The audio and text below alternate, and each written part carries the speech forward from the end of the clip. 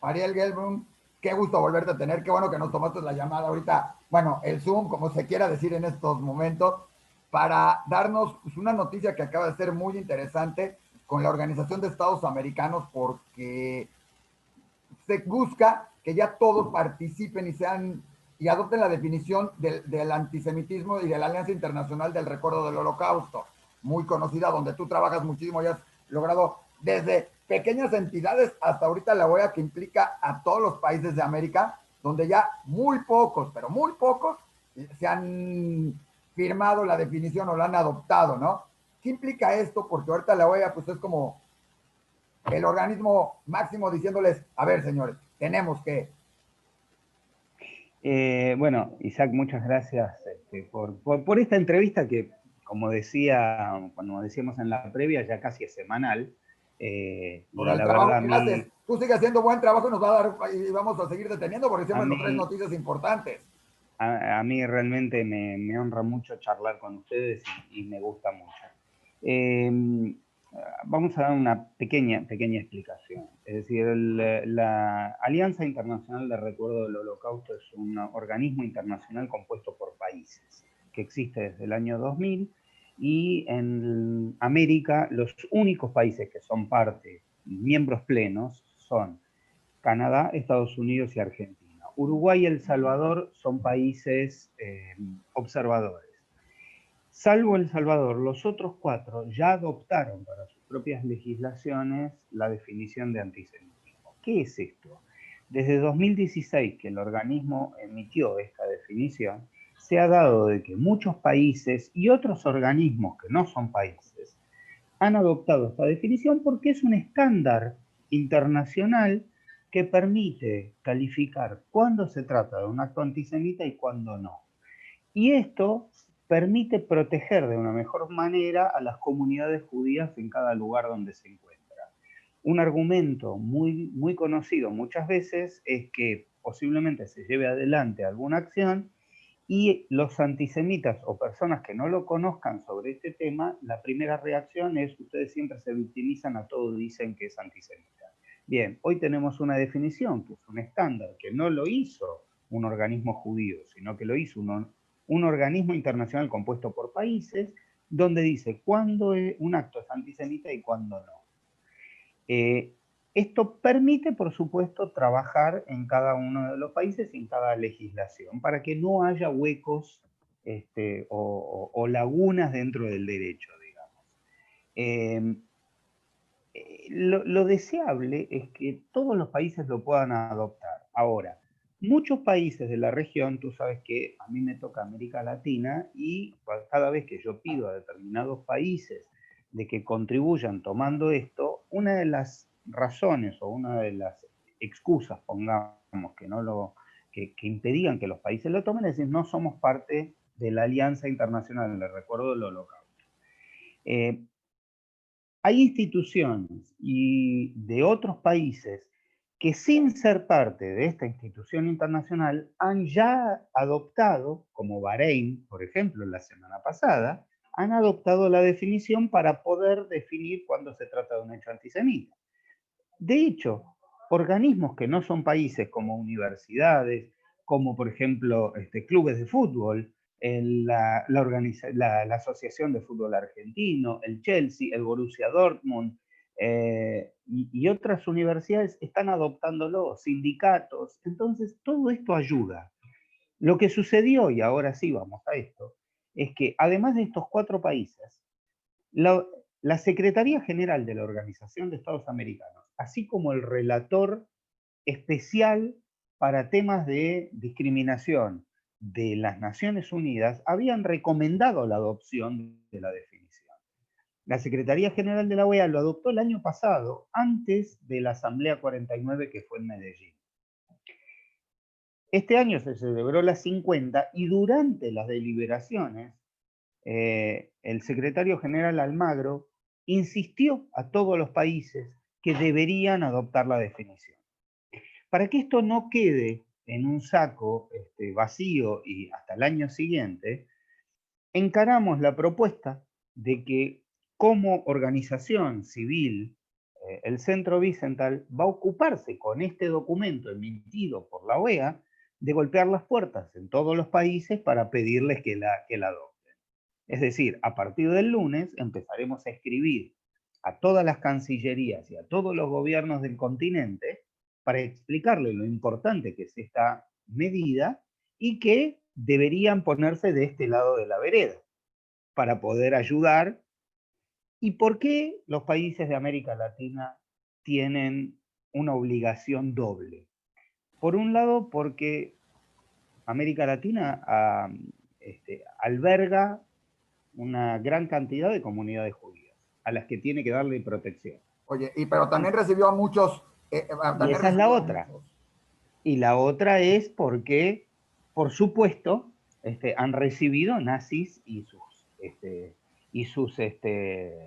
cómplices a lo largo de los años de la posguerra y les han dado refugio. Entonces hay una tarea moral para poder reparar. Oye, dentro de esto, o sea, de estas responsabilidades que tienen, ¿qué quieres que siga? Porque ya el que la OEA lo diga, bueno, la Secretaría de la OEA lo diga, lo tome, pues es como para decirles a los demás, abran los ojos y por lo menos véanlo y considérenlo. O sea, curioso Exacto. fue, ahorita hablamos lo de la Federación de Fútbol de Argentina, pero ¿qué implica que la OEA, para los países que aún no lo son, porque como decíamos, solo Argentina, Uruguay, Estados Unidos y Canadá, o sea, hay muchos países más que pueden unirse o firmar esto, ¿no? O establecerlo, ¿no? ¿Cuál sería? ¿Qué más se requiere? Porque estos países, ¿qué les implica? ¿Por qué no lo hacen? Creo que parte por desconocimiento, o parte porque parten de la creencia, primero que no saben de qué se trata la definición en muchos casos. En algunos casos porque creen que para poder adoptar la definición tienen que formar parte de este organismo. Y formar parte de este organismo implica, además de armar toda una cuestión burocrática, formar parte de otro organismo, tener un embajador, tener una estructura, tener un costo, como cualquier organismo internacional. En uno de los países de la región, en determinado momento, decía, bueno, no voy a decir cuál fue, pero uno de los cancilleres, cuando su propia comunidad judía le dijo, me parece que nuestro país debería tener que formar parte de la IRA, le dijo, bueno, pero sale $30.000 por año, si ustedes ponen el dinero, lo cual a nosotros nos pareció doblemente ofensivo. Es como que un organismo, que un país para formar parte de UNICEF le pida el dinero a los niños, o que para formar parte de UNESCO le pida el dinero a la gente que necesita ser alfabetizada. O sea, es ridículo. Así que es parte de, digamos, de esta tarea. Y por el otro lado, en algunos casos creo que hay una cuestión de obviar el tema adrede. Hay países donde hay un grave problema de antisemitismo y adoptar la definición tendría que tomar actitudes diferentes a las que su legislación prevé. O sea, tendría que hacer un trabajo muy profundo. Y ahí es donde realmente vamos a tener que trabajar mucho más. El caso claro y concreto es Chile. Es decir, si Chile adopta la definición, tiene que, en determinadas cosas, enfrentar a la Federación Palestina de Chile, que representa eventuales 400.000 votos, y decirles, miren, esto que ustedes están haciendo va en contra de la ley, para custodiar a 15.000 judíos que viven en Chile. Entonces, es hacerse cargo de una responsabilidad que hay que ver si lo quieren hacer. Oye, Ariel, en ese mismo sentido, la AFA, la Federación de Fútbol de Argentina, o sea, yo creo que de los más conocidos del mundo en muchos sentidos, con una fuerza importante por la selección, por el fútbol, porque jala imanes, o sea, es un imán para jalar gente, creo que hasta más importante que a veces que los propios gobiernos, por los equipos, por todo esto, el que se adhiera a esta resolución, bueno, a este convenio, a todo esto. ¿qué implica, qué ha cambiado en Argentina con respecto, porque hablas de Chile, qué ha cambiado en Argentina Voy a con darte todas un estas caso adhesiones? concreto. Voy a darte un caso concreto y esto es de ayer y anteayer. Ustedes publicaron cuando en marzo un jugador le hacía, digamos, hay un equipo que está muy relacionado con la comunidad judía que se llama Atlanta. Y un jugador de un equipo contrario fue expulsado y le hizo señales de burla a la hinchada, digamos, a la gente de Atlanta, con gestos antisemitas. Esto fue antes de la suspensión por la pandemia y a este jugador le dieron 9 fechas de suspensión por temas disciplinarios.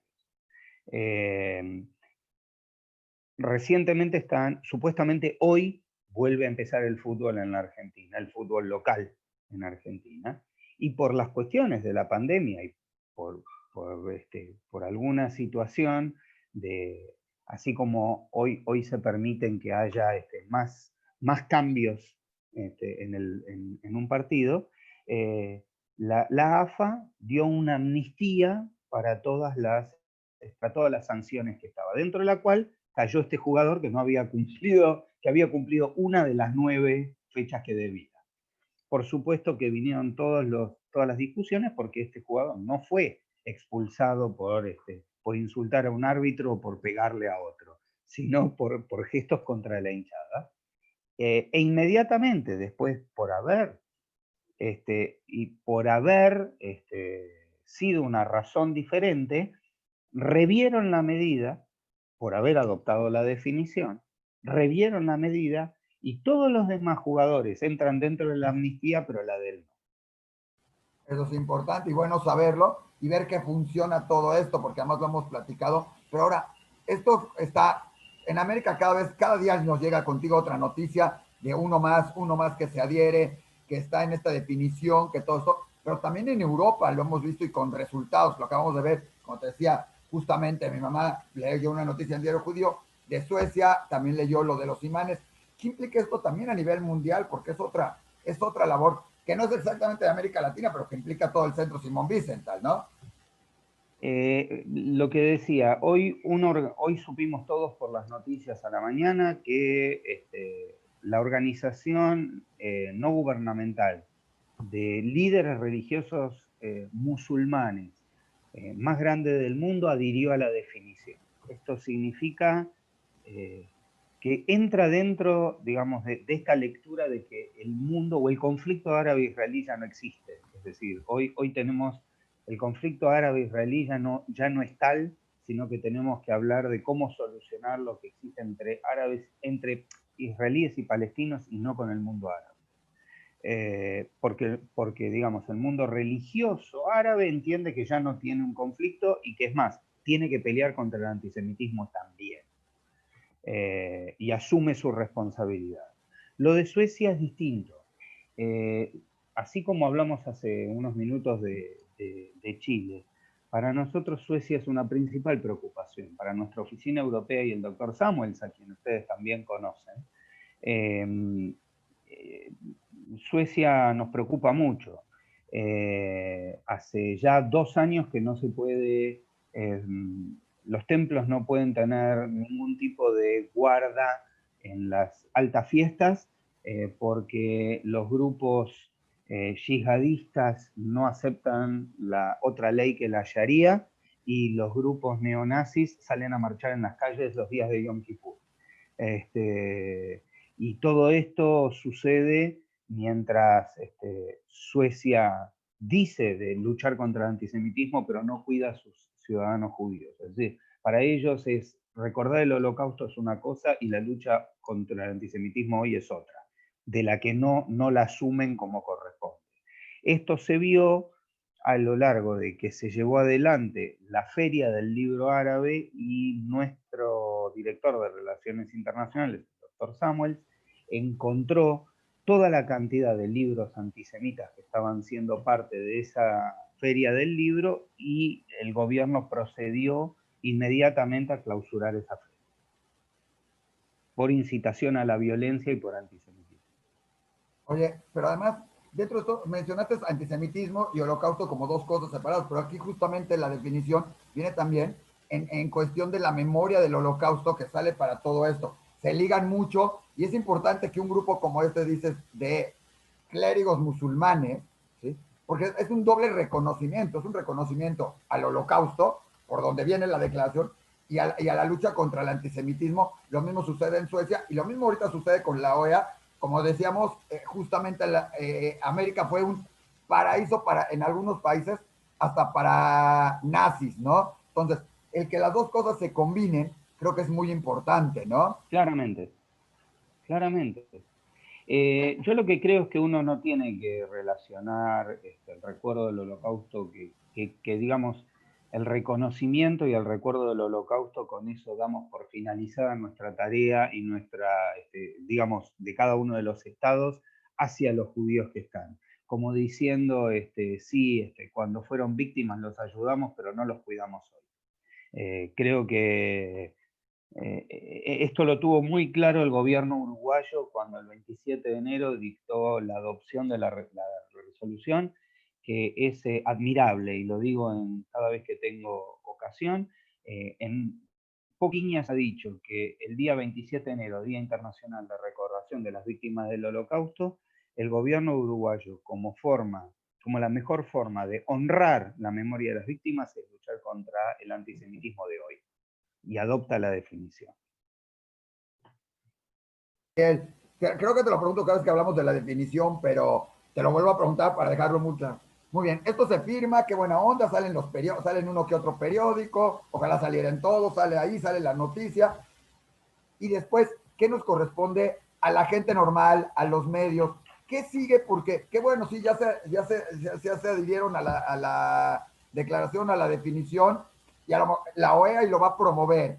Probablemente vamos a festejar que algún nuevo país lo haga así como la paz en todo, pero aquí, ¿qué le sigue a la gente? ¿Qué tenemos que hacer? Y como medios, ¿cuál es el seguimiento que tenemos que estarle dando para que esto tenga efectos todavía más fuertes en toda la población, ¿no?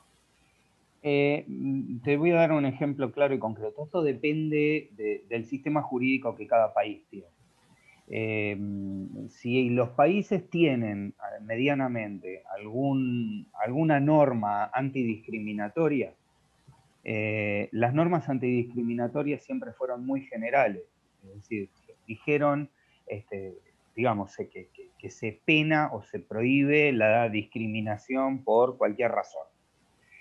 Pero los jueces no tenían claro cuando uno iba y decía, a mí me discriminaron por una cuestión antisemita por esta razón. Entonces un juez miraba y decía, bueno, pero no entiendo por qué eso es discriminatorio. Hoy, teniendo la definición, completamos la ley antidiscriminatoria para que decirle, mire, señor juez, nuestro país adhirió a esta definición y uno de los casilleros que está previstos aquí es lo que sucedió en el caso que estoy denunciando. Con lo cual, ahora es al revés. Usted lo tiene previsto, sería la otra parte la que tiene que decir por qué no es antisemita. Digamos, invertimos la carga de la prueba. Creo que con eso queda claro, ¿verdad? No, creo que está muy claro. Creo que nos lo dices muy claro lo que tenemos que hacer y tiene que seguir. Esperemos ir recibiendo las noticias cada día más de alguna nueva país, institución, porque ya lo vimos, hay instituciones, escuelas, universidades, que además es importante universidades también por la parte educativa. Sindicatos. Sindicatos, Es decir, claro. estamos detrás de los sindicatos, claramente. Porque además esos implican no nada más el de tener algún acto antisemita o involucrar en esto, sino la educación. Creo que ahí es parte de todo de esta definición y del acuerdo y de todo lo que se puede llegar, es la parte de educación, ¿verdad, Ariel? Claramente.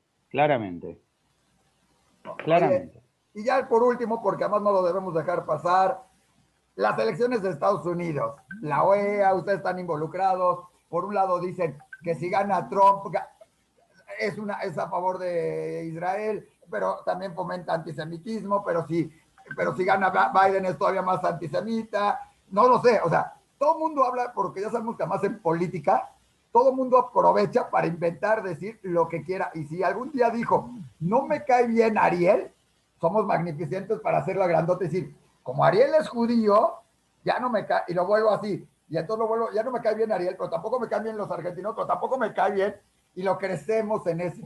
Ariel, ustedes que están metidos en todo eso de derechos humanos, de todo eso, ¿cómo ven las elecciones de Estados Unidos?